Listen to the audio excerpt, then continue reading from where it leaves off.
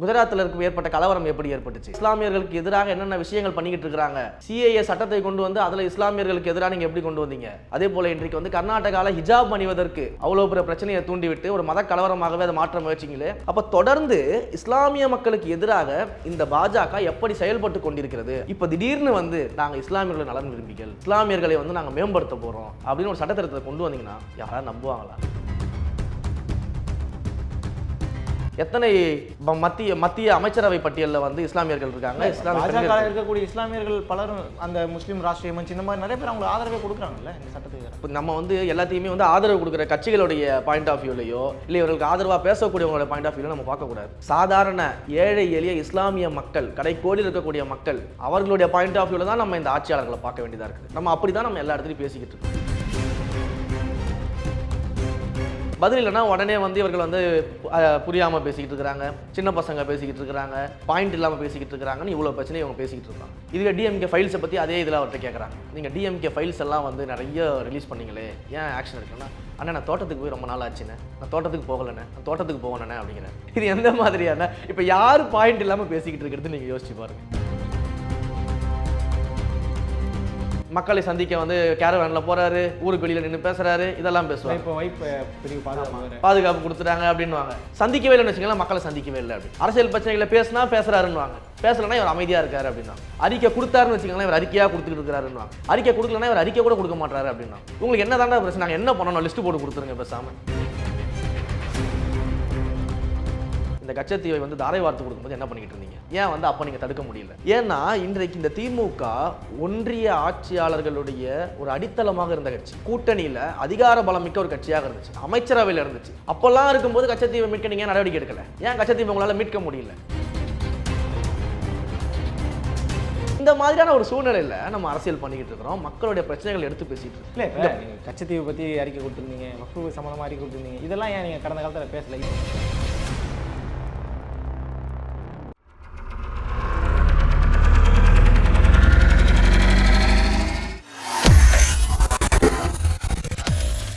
வேலை வேண்டுமா?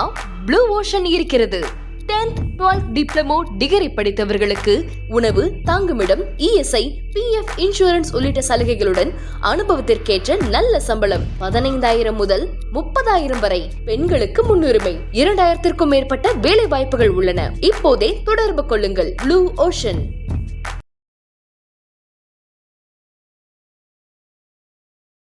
ஐத்தமிழ் நேயர்களுக்கு வணக்கம். இன்றைய நேர்காணலில் நம்மோடு இணைந்திருப்பவர் தமிழக வெற்றி கழகத்தின் சார்ந்த செய்தி தொடர்பாளர் திரு ரமேஷ் அவர்கள். பல்வேறு அரசியல் நிகழ்வுகள் குறித்து நம்ம பேச இருக்கிறோம். வணக்கம். நல்லா இருக்கீங்களா? நல்லா இருக்கேன். நீங்கள் எப்படி இருக்கீங்க? அருமையான பேச்சு பொதுக்குழுல. தேங்க்யூ.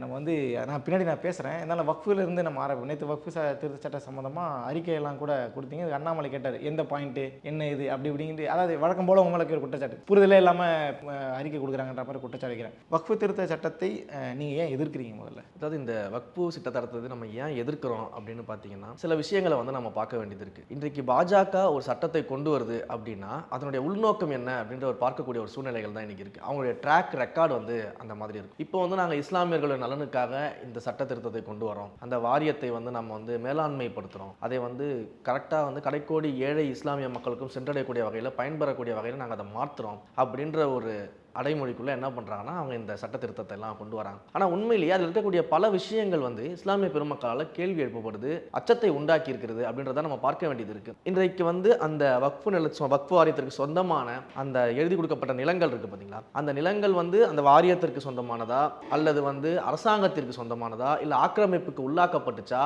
அப்படின்னு தீர்மானிக்கக்கூடிய இடத்துல இன்றைக்கு வந்து மாவட்ட ஆட்சியாளர்களை அவங்க கொண்டு வராங்க. இப்போ மாவட்ட ஆட்சியாளர்கள் நீங்கள் கொண்டு வரீங்கன்னு வச்சுக்கோங்க. அப்போ அந்த மாவட்ட ஆட்சியாளர்களுக்கு நீங்கள் அதிகாரம் கொடுக்கும்போது மாவட்ட ஆட்சியாளர்கள் எல்லாருமே இஸ்லாமியர்களா? அப்ப அவர்களுடைய செயல்பாடுகள் எப்படி வந்து நேர்மையா இருக்கும் அப்படின்னு நம்ம பார்க்க வேண்டியது இருக்கு. அப்போ நீங்க நினைச்சீங்கன்னா ஆட்சி அதிகாரத்திற்கு உட்பட்டு ஆட்சியாளர்கள் கண்ட்ரோல்ல இருக்கக்கூடிய மாவட்ட ஆட்சியர்கள் நினைச்சாங்கன்னா என்ன பண்ண முடியும்னா, எந்த நிலத்தையுமே வந்து அரசாங்க நிலமாகவோ இல்ல வக்ஃபு வாரியத்துக்கு சொந்தம் இல்லாத ஒரு நிலமாகவோ அவங்களால மாற்ற முடியும். அப்போ இதை திட்டமிட்டு இஸ்லாமியர்கள் வந்து இறைவன் பெயரால் கொடுக்கப்பட்ட அந்த சொத்துக்களை அபகரிக்கக்கூடிய ஒரு முயற்சியாக இஸ்லாமிய பெருமக்கள் பார்க்கறாங்க. அந்த அச்ச உணர்வை வந்து அவர்களுக்கு அது உண்டாக்கி இருக்குது. ஏற்கனவே கடந்த சட்ட திருத்தங்கள் மூலமாக இது முழுமை பெற்று இந்த வாரியம் நடந்து கொண்டிருக்கிறது. இங்க இருக்கிற ஒரே பிரச்சனை என்னன்னா, இந்த வாரியத்திற்கு தேவையான பணியாட்களை கொடுப்பது, அந்த வாரியம் வந்து இன்னும் சிறப்பாக நடைபெறுவதற்கான உதவிகளை செய்வது, பண உதவிகளை செய்வது, இதுதான் அரசாங்கத்திற்குரிய பணியாக இருக்க வேண்டுமே தவிர்த்து ஏற்கனவே முழுமை பெற்ற ஒரு சட்டத்தை வந்து நீங்க திரும்பவும் திருத்த வேண்டிய அவசியம் என்ன இருக்கு அப்படின்னு நம்ம பார்க்கணும். நீங்க என்ன சொல்றீங்க, இஸ்லாமிய பெண்களுக்கு வந்து நாங்க வந்து அதுல வந்து அதிகாரத்தை கொடுக்கணும், 2 இஸ்லாமிய பெண்களை வந்து நாங்க வந்து நியமிக்க போறோம். இங்க ஏற்கனவே தமிழ்நாட்டில் வந்து வக்ஃபு வாரியத்தில் இஸ்லாமிய பெண்கள்லாம் இருந்திருக்காங்க, இதற்கான ஆதாரங்கள்லாம் இருக்குது. அப்ப நீங்க என்ன புதுசா நீங்க அந்த சட்டத்திட்டத்தில் நீங்க என்ன கொண்டு வரீங்க? அப்ப இது மூலமா நீங்க சொல்ல வர கருத்து என்ன? அப்ப இஸ்லாமியர்கள் அவங்க என்ன சொல்றாங்கன்னா, ஒரு குறிப்பிட்ட சின்ன மதத்தை கொண்ட ஒரு மக்கள் 25 கோடி வச்சுக்கலாம், 140 கோடியில் அவங்களுக்கு எப்படி இந்தியாவினுடைய 3வது பெரிய சொத்து எப்படி இருக்கலாங்கிற கேள்வியும் கூட சேர்த்து வைக்கிறாங்க. ஒவ்வொரு இஸ்லாமிய பெருமக்களுடைய அடிப்படை குணமே ஈகை பண்பு. அவர்கள் வந்து தன்னுடைய இறைவன் பெயரால அவர்களுடைய சொத்துக்களையும், அசையும் சொத்துக்கள், அசையா சொத்துக்களை வந்து கடைக்கோடி மக்களுக்கு பயன்பெறணும் அப்படின்னு சொல்லிட்டு தானமாக கொடுக்குறாங்க. அதை வந்து அந்த வாரியம் வந்து என்ன செய்யுதுன்னா, திறம்பட பயன்படுத்தி அதை ஏழை எளிய மக்களுக்கு கொண்டு போய் சேர்க்கு. இதுல உங்களுக்கு என்ன பிரச்சனை? எவ்வளவு சொத்துக்கள் கொடுத்தா உங்களுக்கு என்ன பிரச்சனை? முறைகேடுகள் ஒருவேளை முறைகேடுகள் இருந்துச்சுன்னா நீங்க அதை சரி செய்வதற்கு அந்த நிர்வாகத்தை வந்து சரி செய்யணுமே தவிர சட்டத்தை திருத்த வேண்டிய அவசியம் இல்லையே. ஏன் நீங்க வந்து இஸ்லாமியர்கள் இல்லாத 2 பேரை வந்து அந்த குழுவுக்கு நீங்க கொண்டு வரீங்க? எதற்கு வந்து ஒரு மத சார்ந்த விஷயம், அவர்கள் நம்பிக்கை சார்ந்த ஒரு விஷயம், அந்த விஷயத்துக்குள்ள இஸ்லாமியர் அல்லாதவர்களை நீங்க கொண்டு வரக்கூடிய தேவை என்ன இருக்குது? எதுக்கு நீங்க வந்து மாவட்ட ஆட்சியருக்கு வந்து அதிகாரம் கொடுக்கணும்? சரி, அவர்கள் ஏற்கனவே வந்து பாத்தீங்கன்னா தீர்ப்பாயம் வச்சிருக்காங்க, அந்த வக்ஃபு வாரியத்துக்கு தீர்ப்பாயம் இருக்கு, அதன் மூலமாக அவர்கள் எல்லா விஷயங்களையும் வந்து பேசி சால்வ் பண்ணிக்கிட்டு இருக்காங்க. அது ட்ரிபியூனல் வந்து இறுதி தீர்ப்பாக இருக்குது. இப்போ நீங்க ஏன் அதை வந்து மாற்றி அமைத்து 90 நாட்களுக்குள்ள உயர்நீதிமன்றத்தில் முறையீடு செய்யலாம் அப்படின்னு சொல்லிட்டு அந்த அதிகார வரம்பை நீங்க குறைக்கிறீங்க? அவர்கள் ஏற்கனவே வைத்திருக்கக்கூடிய வாரியத்தினுடைய அதிகார வரம்பை, அவர்களுடைய அந்த நம்பிக்கையை நீங்க ஏன் கெடுக்க முயற்சி செய்றீங்க அப்படின்னு நமக்கு ஒரு கேள்வி எழுது. இன்னொரு பக்கம் என்ன கேள்வி வருது, திரு அண்ணாமலை அவர்கள் கூட கேட்டிருக்கிறார், ஏற்கனவே காங்கிரஸ் ஆட்சி சட்டத்திருத்தம் கொண்டு வரலையா, இங்க கொண்டு வரலையா, என்ன பாயிண்ட் சொல்லிட்டு இருக்கீங்க? காங்கிரஸ் ஆட்சி விடுங்க, உங்களுடைய ட்ராக் ரெக்கார்ட் என்ன அப்படின்னு நம்ம பார்க்க வேண்டியது இருக்கு. குஜராத்தில் ஏற்பட்ட கலவரம் எப்படி ஏற்பட்டுச்சு அதை நம்ம பார்க்க வேண்டியது இருக்கு. தொடர்ந்து பாஜக இஸ்லாமியர்களுக்கு எதிராக என்னென்ன விஷயங்கள் பண்ணிக்கிட்டு இருக்காங்க அப்படின்றத நம்ம பார்க்க வேண்டியது இருக்கு. சிஏஏ சட்டத்தை கொண்டு வந்து அதுல இஸ்லாமியர்களுக்கு எதிராக நீங்க எப்படி கொண்டு வந்தீங்க, எப்படி நீங்க அந்த சட்டத்தை வந்து அமல்படுத்த முயற்சி செஞ்சீங்க அப்படின்னு நம்ம பார்க்க வேண்டியதா இருக்குது. அதே போல இன்றைக்கு வந்து கர்நாடகாவில் ஹிஜாப் அணிவதற்கு அவ்வளவு பெரிய பிரச்சனையை தூண்டிவிட்டு ஒரு மத கலவரமாகவே அதை மாற்ற முயற்சிங்களே. அப்ப தொடர்ந்து இஸ்லாமிய மக்களுக்கு எதிராக இந்த பாஜக எப்படி செயல்பட்டு கொண்டிருக்கிறது அப்படின்னு நம்ம பார்க்க வேண்டிய ஒரு சூழல் இருக்கு. அப்ப இவங்களுடைய ட்ராக் ரெக்கார்டு இந்த மாதிரி இருக்கும்போது இப்ப திடீர்னு வந்து நாங்க இஸ்லாமியர்களை நலன் விரும்பிகள், இஸ்லாமியர்களை வந்து நாங்க மேம்படுத்த போறோம், இஸ்லாமிய ஏழை எளிய இஸ்லாமிய மக்களுக்கும் வந்து நாங்க பலனடைக்க செய்ய போறோம் அப்படின்னு ஒரு சட்டத்திட்டத்தை கொண்டு வந்தீங்கன்னா யாரா நம்புவாங்களா? யோசிச்சு பாரு, யார் நம்புவாங்க?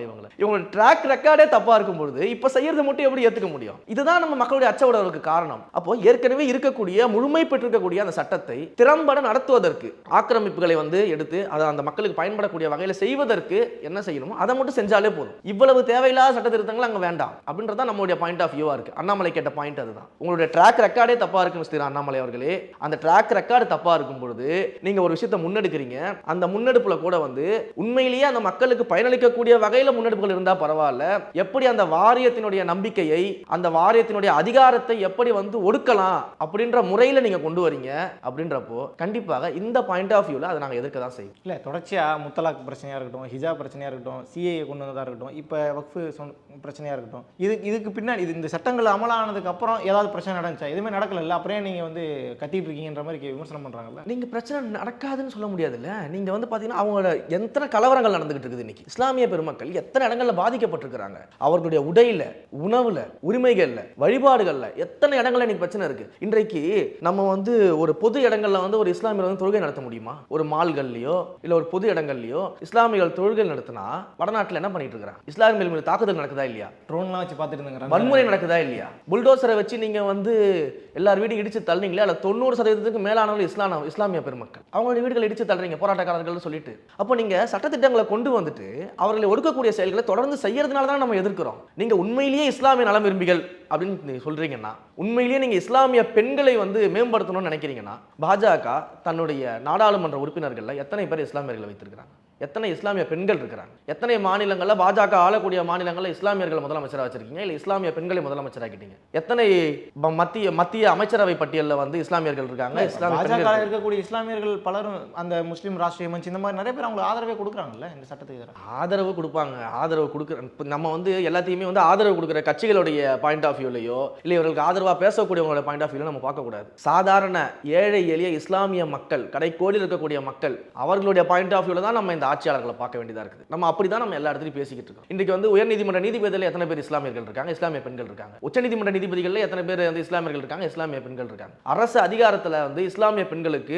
முக்கியத்துவம் கொடுக்கப்பட்டிருக்குதா, அவர்களுக்கு பிரதிநிதித்துவம் கொடுக்கப்பட்டிருக்கா? அப்போ இதெல்லாம் நீங்கள் ஏன் செய்ய மாட்டீங்க? நீங்கள் ஒரு வாரியத்துக்குள்ள 2 இஸ்லாமிய பெண்களை கொண்டு வரணும்னு சொல்றீங்கல்ல, அது ஏற்கனவே நடைமுறையில் இருக்கிறது. நடைமுறை அதாவது அந்த சட்டம் வந்து அதற்கான வழிவகையை கொடுத்ததுனால தான் ஏற்கனவே தமிழ்நாட்டில் நம்ம பார்க்குறோம். வக்ஃபு வாரியத்தில் இஸ்லாமிய பெண்கள் இருக்காங்கன்றத நம்ம பார்த்துருக்கோம், ஏற்கனவே இருந்திருக்காங்கன்றத நம்ம பார்க்கணும். அப்போ ஆல்ரெடி சட்டத்தில் அந்த நடைமுறை இருக்குது, அந்த வாரியத்தில் நடைமுறை இருக்குது. அப்போ நீங்கள் என்ன அதில் புதுசாக திருத்தம் பண்ணிட்டீங்க? அப்போ ஏன் இந்த திருத்தங்களை வந்து உங்களுடைய அதிகாரத்தில் நீங்கள் ஏன் கொண்டு வர மாட்டீங்க? உங்கள் ஆட்சியில் ஏன் நீங்கள் கொண்டு வர மாட்டீங்க? ஏன் இஸ்லாமியர்களுக்கும் இஸ்லாமிய பெண்களுக்கும் முன்னுரிமை கொடுக்க மாட்டீங்க, அதிகாரத்தை கொடுக்க மாட்டீங்க? அப்போ இதெல்லாம் நீங்கள் செஞ்சிருந்தீங்கன்னா நீங்கள் இஸ்லாமிய நலம் விரும்பிகள், இஸ்லாமிய பெண்கள் நீங்கள் மேம்படுத்துறீங்க அப்படின்னு நம்ம நிச்சயமாக நம்ம சொல்லலாம். ஆனால் இதெல்லாம் செய்யாமல் கிட்டத்தட்ட இந்தியாவிலேயே டாப் 3 சொத்துக்கள் வைத்திருக்கக்கூடிய ஒரு வாரியத்தில் வக்ஃபு வாரியம் இருக்கு. ஏறத்தாழ வந்து ராணுவத்திற்கும் அதற்கு பிறகு வந்து பார்த்தீங்கன்னா ரயில்வேக்கும் அடுத்ததாக நம்மளது இருக்கு அப்படின்னு சொல்லும் பொழுது இந்த இடத்துல இவர்களுடைய கண்ணு உறுத்த ஆரம்பிச்சிருது. எப்படிடா நம்ம வந்து இவ்வளோ சொத்துக்கள் இவங்களுக்கு இருக்கலாம்? இதில் எனக்கு இன்னொரு முரண்பாடுமே இருக்கு. இன்றைக்கு பாஜகவை சார்ந்த மூர்த்த தலைவர்கள் பல பேர், திரு சுப்பிரமணியன் சாமி போன்றவர்கள்லாம் இருக்கிறாங்கல்ல, இவங்களாம் என்ன பேசுறாங்க?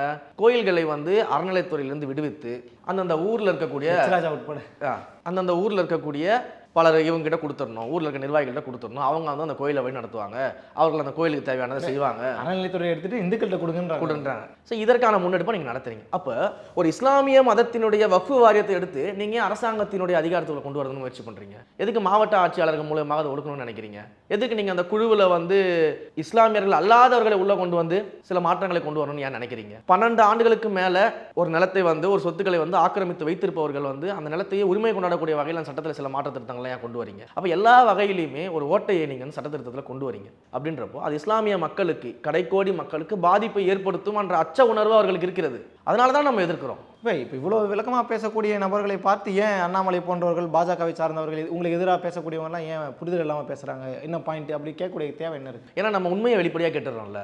நம்ம மற்ற கட்சிகள் மாதிரி மூடி மறைச்சு கேட்கறது இல்லை, பூசி மொழிகி கேட்கறது இல்லை, கூட்டணி கட்சிகள் மாதிரி வந்து நம்ம வந்து அந்த அன்பில் அடிப்படையில் சுற்றுறது கிடையாது, இந்த மாதிரிலாம் நம்ம பண்ணுறது கிடையாது. முகத்துக்கு நேராக இதுதான் உண்மை, மக்கள் இதை தான் பேசுகிறாங்க, மக்களுக்கு இதுதான் பிரச்சனை, அந்த பிரச்சனையை நாங்கள் பிரதிபலிக்கிறோம், நாங்கள் கேள்வி கேட்கிறோம். அந்த கேள்விகளுக்கு அவர்கிட்ட பதில் கிடையாது. பதில் இல்லைன்னா உடனே வந்து இவர்கள் வந்து புரியாமல் பேசிக்கிட்டு இருக்கிறாங்க, சின்ன பசங்க பேசிக்கிட்டு இருக்கிறாங்க, பாயிண்ட் இல்லாமல் பேசிக்கிட்டு இருக்கிறாங்கன்னு இவ்வளோ பிரச்சனை இவங்க பேசிக்கிட்டு இருப்பாங்க. இதுவே டிஎம்கே ஃபைல்ஸை பற்றி அதே இதில் அவர்கிட்ட கேட்குறாங்க, நீங்கள் டிஎம்கே ஃபைல்ஸ் எல்லாம் வந்து நிறைய ரிலீஸ் பண்ணீங்களே, ஏன் ஆக்ஷன் எடுக்கலன்னா, அண்ணா நான் தோட்டத்துக்கு போய் ரொம்ப நாள் ஆச்சுண்ணே, நான் தோட்டத்துக்கு போகலண்ணே, நான் தோட்டத்துக்கு போகணே அப்படிங்கிறார். இது எந்த மாதிரியான, இப்போ யார் பாயிண்ட் இல்லாமல் பேசிக்கிட்டு இருக்கிறது நீங்கள் யோசிச்சு பாருங்க. அப்போ வந்து நாங்கள் மிகச்சரியாக மக்கள் பக்கம் நின்று அந்த மக்களுக்கு என்ன தேவையோ, அந்த மக்களுடைய உணர்வுகள் என்னவோ அதை நாங்கள் பிரதிபலிச்சுக்கிட்டு இருக்கோம். அதனால தான் மக்கள் எங்களை வரவேற்று கொண்டு இருக்கிறார்கள். நீங்கள் மக்களுடைய உணர்வாக நின்று பேசுங்க, மக்களுக்கு என்ன தேவையோ அவர்கிட்ட பேசி அந்த மக்களுக்கு தேவையான விஷயங்களை மட்டும் செஞ்சாலே போதுமானது அப்படின்றத நம்ம சொல்லிட்டு இருக்கோம். சரி, ரைட்டு.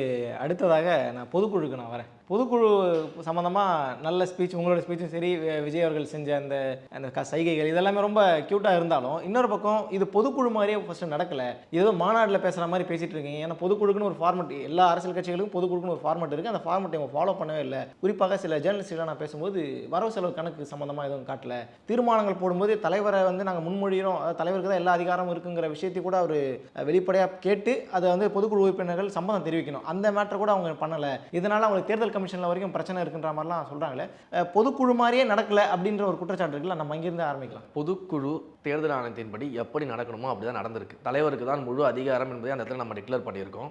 அதே போல் தீர்மானங்கள் எல்லாமே நிறைவேற்றப்பட்டிருக்கிறது, அது முன்மொழியப்பட்டிருக்கிறது, வழிமொழியப்பட்டிருக்கிறது, நிர்வாகிகள் ஒருமனதாக தேர்ந்தெடுக்கப்பட்டிருக்கிறார்கள். இது எல்லாமே ப்ராசஸ் படி செஞ்சிருக்கும். அது செய்து முடித்ததுக்கு பிறகாக தான் நிர்வாகிகள் கருத்து வந்து தெரிவிச்சுக்கிறாங்க.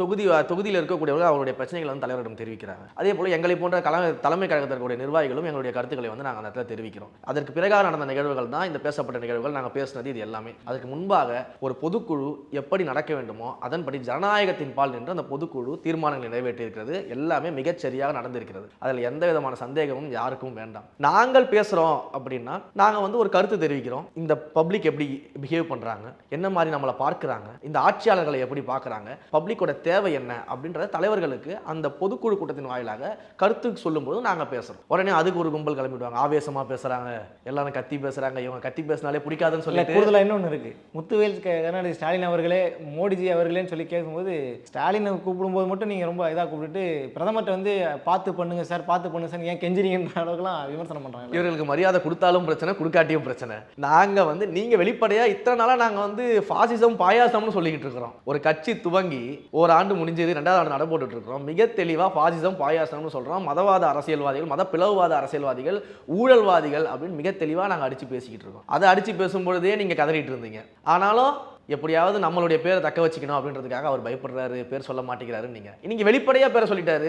அதுவும் முழு பேரை சொல்லியிருக்கிறாரு. மற்றவங்கள மாதிரி ஷார்ட் ஃபார்ம்லாம் சொல்ல, முழு பேரையே சொல்லி தான் அவர் கேட்டிருக்கிறாரு. ஆனால் எங்கள் தலைவர் எப்பவுமே சொன்னதுபடி நம்ம டீசென்ட் அட்டாக் பண்ணுவோம் அப்படின்றதுனால அவர் டீசெண்டாக அதை சொல்லியிருக்கிறாரு. இவர்கள் வந்து பேரை சொல்ல மாட்டோன்னு கதறினாங்க, இன்னைக்கு பேரை சொல்லிட்டோன்னு கதறிட்டு இருக்காங்க. ஃபாசிசம்னு சொன்னாலும் கதறாங்க, பாயசம்னு சொன்னாலும் கதறாங்க. எதை சொன்னாலும் கதறினா நாங்கள் எப்படி தான் வேலை பார்க்கறது? அப்புறம் எப்படி தான் நாங்கள் மக்களுடைய எண்ணத்தை வந்து பிரதிபலிக்கிறது? சைலண்டாக பேசினா கடந்த நிகழ்வில் வந்து தலைவர் வந்து ரொம்ப அமைதியாக ஒரு டீசெண்டாக ரொம்ப அமைதியாக ஒரு ஸ்பீச் கொடுத்துட்டு போனார். உடனே என்ன சொன்னாங்க, தலைவர் வந்து பெருசாக அரசியல் பேசலை, அவர் வந்து பார்த்தீங்கன்னா ரொம்ப சைலண்டாக பேசிட்டு போயிட்டாரு அப்படின்னு. இன்றைக்கு வந்து பேசுறாரு. இன்றைக்கு வந்து பேசும்போது இவங்களாம் ஆவேசமாக பேசுகிறாங்க. கட்சியில் இருக்க எல்லாரும் கத்தி கத்தி பேச, என்னதான்டா உங்களுக்கு பிரச்சனை? கத்தி பேசினாலும் உங்களுக்கு பிரச்சனையா இருக்குது, சைலண்டாக பேசினாலும் உங்களுக்கு பிரச்சனையா இருக்குது. கத்தி பேசுகிறோம், ஆவேசமாக பேசுகிறோம் அப்படின்னா அது உணர்வுபூர்வமான தருணம். ஒன்று தலைவர் பேசுகிறார், தலைவர் முன்னாடி பேசுகிறோம் அப்படின்றது உணர்வுபூர்வமான தருணம். இன்னொன்று நீங்கள் கேமராவை கொண்டு போயிட்டு மக்கள்கிட்ட கேளுங்க, இந்த ஆட்சி எப்படி இருக்குது, நீங்கள் சுதந்திரமாக வாழ்றீங்களா, பாதுகாப்பாக வாழ்றீங்களா, வருமானம் இருக்குதா, வருமானத்திற்கு ஏற்ற போல செலவினங்கள் இருக்குதா, உங்கள் குடும்பத்தை நடத்த முடியுதா நீங்கள் கேட்டு பாருங்க. நாங்கள் பேசுனதை விட இன்னும் 3 மடங்கு அதிகமாக மக்கள் கத்தி பேசுவாங்க. அவ்வளவு கோபம் இந்த ஆட்சியாளர்கள் மேலே மக்களுக்கு. சும்மா பேருக்கு அப்பான்னு சொல்லிட்டா பத்தாது, அப்பானா போயிட்டு பிள்ளைங்க கிட்ட கேட்கணும். கேட்டு என்னம்மா எல்லா பிரச்சனையும் இருக்கா, என்ன ஏதுன்னு கேட்கணும். சும்மா வந்து செட்டிங் பண்ணி ஆளை கூட்டு வந்து கேட்கறது கிடையாது நான் சொல்றது, புரியுதுங்களா? நேரடியாக மக்களை சென்று சந்தித்து, ஊர் ஊராக சென்று, தொகுதி தொகுதியாக சென்று அப்பா அவர்கள் வந்து என்ன பண்ணணும்னா மக்களை போய் சந்திச்சு கேட்கணும். அப்போ அந்த மக்களுடைய கோபம் அவர்களுக்கு தெரியும். அந்த கோபத்தின் வெளிப்பாடு தான் நம்ம மேடையில் காட்டுறோம். அதை காட்டினா கத்தி பேசுறேன்னு வாங்க, அமைதியாக பேசினா இவருக்கு அரசியல் பேசுறேன்னு வாங்க. இவர்களுக்கு என்ன பண்ணாலும் பிரச்சனை. மக்களை சந்திக்க பரந்தூருக்கு போனாருன்னு வச்சுக்கோங்களேன், இவர் வந்து மக்களை சந்திக்க வந்து கேரவேன்ல போறாரு, ஊருக்கு வெளியில நின்று பேசுறாரு, இதெல்லாம் பேசுவாங்க. இப்போ வைப்பு பிரிவு பாதுகாப்பு கொடுத்துட்டாங்க அப்படின்னு சந்திக்கவே இல்லைன்னு வச்சுக்கோங்களேன், மக்களை சந்திக்கவே இல்லை அப்படின்னு. அரசியல் பிரச்சனைகளை பேசினா பேசுறாருன்னு வாங்க, பேசலன்னா இவர் அமைதியா இருக்காரு அப்படின்னாங்க. அறிக்கை கொடுத்தாருன்னு வச்சுக்கோங்களேன், இவர் அறிக்கையா கொடுத்துட்டு இருக்காருன்னு. அறிக்கை கொடுக்கலன்னா இவர் அறிக்கை கூட கொடுக்க மாட்டாரு அப்படின்னா. உங்களுக்கு என்ன தாண்டா பிரச்சனை? நாங்கள் என்ன பண்ணணும், லிஸ்ட் போட்டு கொடுத்துருங்க பேசாம. என்ன பண்ணணும், என்ன பண்ணக்கூடாது, ஒரு லிஸ்ட் போட்டு கொடுத்துருங்க பேசாம. அப்போ இந்த மாதிரியான ஒரு சூழ்நிலையில் நம்ம அரசியல் பண்ணிக்கிட்டு இருக்கிறோம், மக்களுடைய பிரச்சனைகள் எடுத்து பேசிட்டு இருக்கோம். இல்லை, நீங்கள் கச்சத்தீவை பற்றி அறிக்கை கொடுத்துருந்தீங்க, வக்ஃபு சம்மந்தமாக அறிக்கை கொடுத்துருந்தீங்க, இதெல்லாம் ஏன் நீங்கள் கடந்த காலத்தில் பேசலை? இந்த மாதிரியான சம்பவங்கள்லாம் ஏன் நீங்கள் பேசலை, அறிக்கை கொடுக்கலன்னு கேள்வி வருது. ஒரு விஷயம் நீங்கள் தெளிவாக புரிஞ்சுக்கணும். அதாவது வந்து நம்ம மக்கள் இயக்கமாக இருந்தப்போ முழுக்க முழுக்க மக்கள் சேவையினுடைய இயக்கமாக அது இருந்துச்சு. அந்த இயக்கத்தினுடைய வேலை என்ன அப்படின்னா, மக்கள் எங்கெல்லாம் உதவி கேட்கிறார்களோ, எங்கெல்லாம் பாதிக்கப்படுறாங்களோ அவங்களுக்கு தேவையான உதவிகள் செய்யக்கூடிய ஒரு சேவை இயக்கம் அது மக்கள் இயக்கம் அப்படிங்கிறது. அந்த அடித்தளத்தை தான் வைத்து நம்ம கழகமாக மாற்றிடும். அப்போ நம்ம கழகமாக மாற்றி நம்முடைய கொள்கைகள், கோட்பாடுகள், நம்முடைய சித்தாந்தம் என்ன, நம்முடைய கொள்கை தலைவர்கள் யார், நம்முடைய பயணம் என்ன, நம்ம எப்படி பயணிக்க போகிறோம், இதெல்லாம் கடந்த ஒரு ஆண்டில் சொல்லிக்கிட்டு இருக்கோம். அதற்கு நடுவில் தலைவர் அவர்களுடைய மக்கள் சந்திப்பு நிகழ்வு நடந்துச்சு. அவர் எங்கெங்கெல்லாம் பாதிக்கப்பட்ட மக்கள் இருக்காங்களோ சென்று பார்த்தாரு. அதுக்கு என்னென்ன பிரச்சனைகள் இருக்கோ அதை அட்ரஸ் பண்ணிக்கிட்டு வந்தார். அது அந்த தொடர்ச்சியாக இன்றைக்கு இந்த கச்சத்தீவு பிரச்சனைகளுக்கு வந்து அந்த ஆளும் ஆட்சியாளர்கள் திடீரென ஒரு தனி தீர்மானம் கொண்டு வரன்றாங்க. நீங்கள் 1974 இந்த கச்சத்தீவை வந்து தாரை வார்த்து கொடுக்கும்போது என்ன பண்ணிக்கிட்டு இருந்தீங்க? ஏன் வந்து அப்போ நீங்கள் தடுக்க முடியல? ஏன்னா இன்றைக்கு இந்த திமுக ஒன்றிய ஆட்சியாளர்களுடைய ஒரு அடித்தளமாக இருந்த கட்சி, கூட்டணியில் அதிகார பலம் மிக்க ஒரு கட்சியாக இருந்துச்சு, அமைச்சரவையில் இருந்துச்சு. அப்போல்லாம் இருக்கும்போது கச்சத்தீவை மீட்க நீங்கள் நடவடிக்கை எடுக்கல. ஏன் கச்சத்தீவை உங்களால் மீட்க முடியல? ஆனால் இன்றைக்கு கூட பார்த்தீங்கன்னா 4 ஆண்டு காலம் ஆட்சி முடிஞ்சிருச்சு, இன்னும் 1 ஆண்டு காலம் 10 மாதம் தான் இருக்கு. இப்போ வந்து நீங்கள் வந்து ஒரு தனி தீர்மானத்தை நிறைவேற்றணும், கச்சத்தீவை மீட்பதுதான் மீனவர்களை காப்பதற்கு ஒரே வழி அப்படின்னா யார் ஏற்றுப்பாங்க?